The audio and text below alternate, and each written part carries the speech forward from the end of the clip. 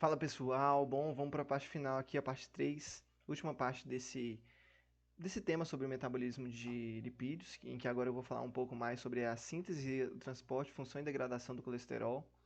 Bom, a gente parte aqui da estrutura básica, que é essa aqui, que o Guyton traz, né, que a gente tem um núcleo de esterol. Eu não vou ler o nome desse anel aqui, tal, que é muito grande.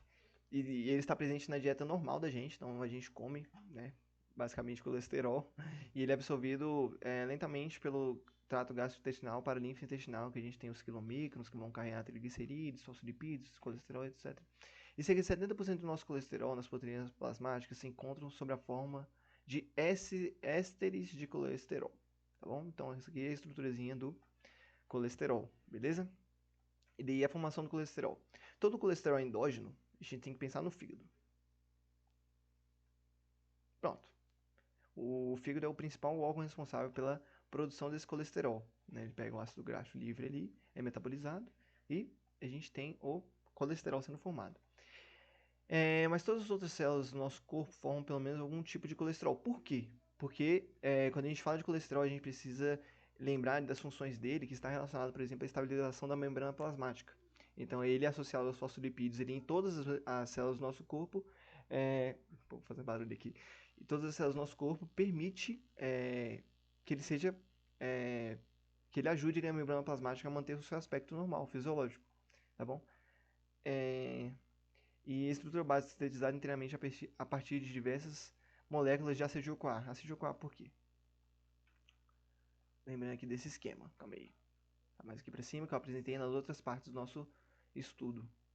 O AGL é metabolizado aqui no fígado e aqui a gente tem depois, né, o colesterol fazendo parte dessas aqui. Dessas lipoproteínas, beleza? Como eu expliquei nas partes anteriores aí do vídeo. Desse tema, na verdade, né? Não desse vídeo aqui. Dos vídeos que eu apresentei no canal, tá bom? Beleza. Fatores que afetam a concentração de colesterol plasmático, né? O controle por feedback do colesterol corporal. Então eu montei aqui tipo um passo a passo. Então a gente tem um aumento da quantidade de colesterol ingerido por dia, uma dieta rica em gordura saturada, isso aqui faz com que aumenta a concentração do colesterol plasmático, né? Aumenta o colesterol, aumenta a dieta. Gordura, com alto teor de ácidos graxos, eles vão diminuir a concentração de colesterol sérico para um nível de leve a moderado. Essas gorduras aqui com ácidos graxos insaturados são as tais gorduras boas, né? Exatamente. E daí a ausência de insulina ou hormônio tiroidiano aumenta a concentração de colesterol sanguíneo, né? Então pessoas que, por exemplo, têm diabetes ou têm um caso de hipotireoidismo, tem um aumento da concentração de colesterol no sangue. Esse aumento do colesterol sanguíneo pode ser preocupante tendo em vista ali o quadro, por exemplo, de aterosclerose, que trata da formação de placas de ateroma ali nos nossos vasos. Nos nossos não, nos vasos, né? Misericórdia. E aí a gente tem o excesso de hormônio tireoidiano que diminui a concentração do colesterol. Por quê? Porque ele vai promover um maior. Nosso metabolismo basal vai aumentar, tendo em vista a presença desse hormônio tireoidiano. E daí a gente tem estudos genéticos, por exemplo, que mutações no gene receptor de LDL ele pode aumentar a concentração de colesterol plasmático, porque se a gente não tem o gene para receber isso aqui nas nossas células, vai ficar circulante ali no sangue, entendeu? Prejudicial também por conta da aterosclerose. Aí a gente vai falar um pouco sobre os usos específicos do colesterol, formação do ácido cólico no fígado, por quê? Por conta dos sais biliares, dos ácidos biliares, né? A formação dos hormônios adrenocorticais, aldosterona, cortisol e androgênios. Pelos ovários, a gente tem a progesterona, estrogênio ali, células granulosas, células da teca participando desse processo. E pelos testículos para a formação de testosterona, tá bom? Células de Leydig, se eu não me engano, participando aqui desse processo. Grande quantidade de colesterol é precipitável na camada de queratina da pele. Por que isso aqui é importante? Porque impede que a pele perca água, então mantém a pele de certa forma hidratada. Por mais que o colesterol ele seja uma substância polar, ele não vai hidratar a pele, mas ele impede a desidratação da pele. Isso é importante porque faz com que aumente a proteção, a resistência, a elasticidade, flexibilidade e a eu escrevi cicatrosação, mas é cicatrização da pele, né? E dificulta a desidratação da pele, como eu falei. E grande quantidade de fosfolipídios e colesterol estão presentes tanto na membrana celular quanto nas membranas das organelas internas de todas as células. Então, presença do colesterol aí. E daí, quando a gente fala em degradação de colesterol, a gente pensa exatamente nas funções dele. Quando ele participa das funções dele aqui, formação do ácido cólico, formação de progesterona e testosterona, estrogênio, formação de outros hormônios aqui e tudo mais, deposição na queratina da pele, ele de certa forma já é degradado. Ele participa e tal, e é degradado para produzir essas outras coisas aqui. Menos nesse caso aqui que o colesterol realmente existe, né, na membrana celular. Mas aqui a gente pode pensar na degradação do colesterol quando ele chega no nosso sistema digestório, né, por meio do suco pancreático que tem a enzima colesterol esterase, quando ele entra em contato com os ácidos biliares, né, produzidos os hepatócitos, é um produto final do metabolismo do colesterol também, que ele participa da formação desses ácidos e ele pode contribuir para a hidrólise de ésteres, né, para lipase ali, dos lipídios. Aí aqui na clínica, eu peguei. Isso aqui, se eu não me engano, é do Tortora. Não sei se é do Tortora ou do Berni. Mas enfim, ele traz que a ezetibina é um fármaco que bloqueia especificamente a captação do colesterol pela inibição da proteína NPC1L1, evidenciada na membrana apical dos enterócitos. Então, o colesterol que chega ali no nosso sistema digestório, ele eventualmente não vai ser captado. E daí acaba saindo, né, passando direto aí e a gente não absorve. E daí interrompe, né, a circulação enterohepática, né, do nosso intestino delgado para o fígado, então ele não é mais metabolizado no fígado, diminuindo ali a nossa concentração de colesterol na dieta. Tendo. Isso, exatamente, isso que eu acabei de falar. E daí falou que esse ezetimiba, com uso de fármacos contendo estatina, promovem ainda mais a redução dos níveis circulantes de colesterol. Então, a gente tem, por exemplo, a simvastatina como um medicamento relacionado a esse controle do colesterol também no nosso organismo. É clássico esse aqui, a simvastatina. Muitas pessoas usam, tá bom? Então, o colesterol pode ser excretado de duas formas, como uma fórmula ativa, do jeito que ele é, ou depois de sua conversão em ácidos biliares, tá bom? Ok, é isso. Aí a gente tem o colesterol aqui, sendo transformado em ácido cólico, os ácidos, né? E a conjugação dos ácidos biliares aqui, tá bom? Glicina, taurina, beleza? Aí eu falo aqui um pouco sobre aterosclerose, que é uma doença, né, que a gente tem lesões gordurosas, como as placas de ateroma, que elas se desenvolvem nas superfícies internas das paredes arteriais. Isso mesmo. E daí, como é que a gente pode detectar? Como é que a gente pode detectar precocemente a aterosclerose? Por meio de uma lesão no endotélio vascular. Então, tem uma lesão ali no endotélio por alguma coisa. Daí ocorre um aumento da expressão de moléculas de adesão nas células endoteliais.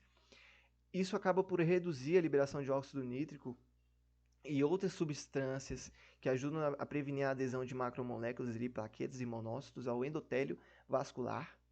E daí, como ocorre essa redução dessa capacidade e o aumento da expressão de moléculas de adesão, os monócitos e os lipídios circulantes, principalmente o LDL, aquele mal, começam a se acumular no local da lesão.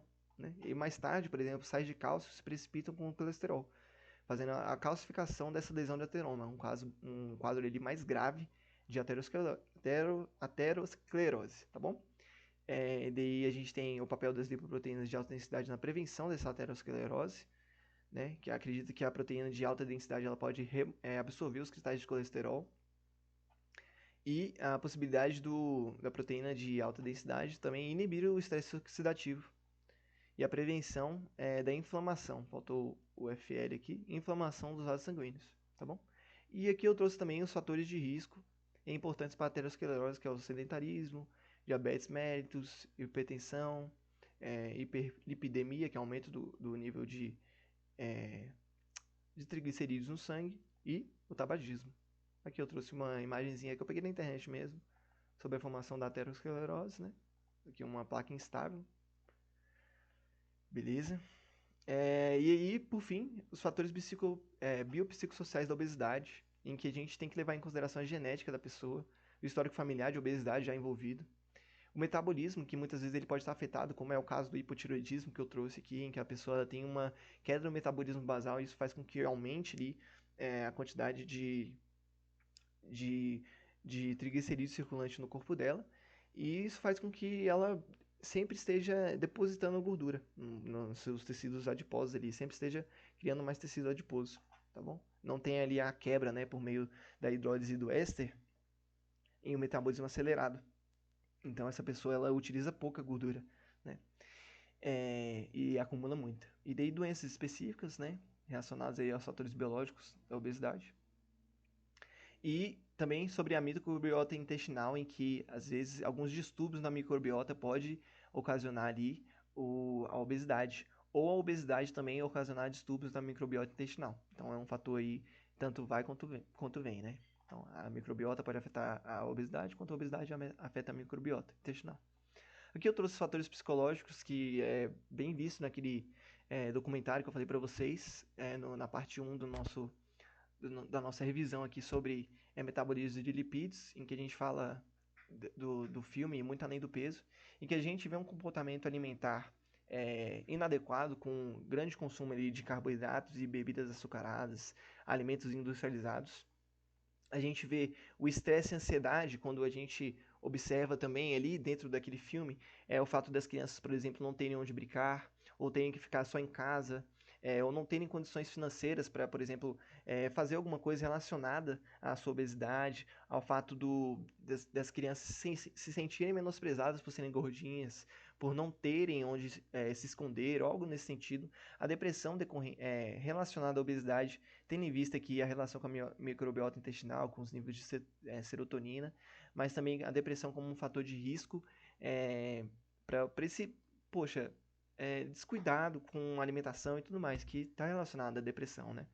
E autoimagem, imagem corporal e autoestima prejudicadas, tendo em vista aí a pessoa não se identificar com o próprio peso e todas aquelas questões. Aí a gente tem os fatores sociais, ambiente, cultura alimentar no sentido de relacionar sempre um alimento à felicidade, né? Um ambiente relacionado ali a um ambiente social que a pessoa está envolvida, um ambiente familiar que as pessoas só se alimentam mal, enfim. O estilo de vida, em pessoas que têm um estilo de vida sedentário, não praticam atividade física, ou que trabalham o dia todo, tem muito estresse relacionado a isso, não tem tempo para se exercitar. Fatores socioeconômicos, como a falta de poder financeiro relacionado ali para poder comprar alimentos de qualidade, poder ter acesso ali a um conhecimento que vai proporcionar essa mudança no estilo de vida, de certa forma, né? Influências familiares e sociais, como já foi abordado aqui nos outros aspectos psicológicos e aqui também nos fatores sociais, e o marketing e publicidade dentro da cultura alimentar, que sempre relaciona o alimento, aquele alimento gorduroso, industrializado, a, por exemplo, saúde, bom estilo de vida, momento feliz e tudo mais. Né? Então, é isso, pessoal. Espero que vocês tenham gostado, espero que tenha ajudado vocês. Espero que a gente possa estar se encontrando aí nos próximos vídeos e que isso tenha auxiliado aí na carreira de vocês, na formação de vocês como médicos, né? É só o primeiro vídeo, eu vou fazer vários vídeos nesse sentido, né? E vou também gravar outras aulas, vou regravar essa de uma forma melhor, mas a gente sempre tem que dar aquele primeiro passo, né, para os nossos projetos. Então é isso, valeu, tamo junto.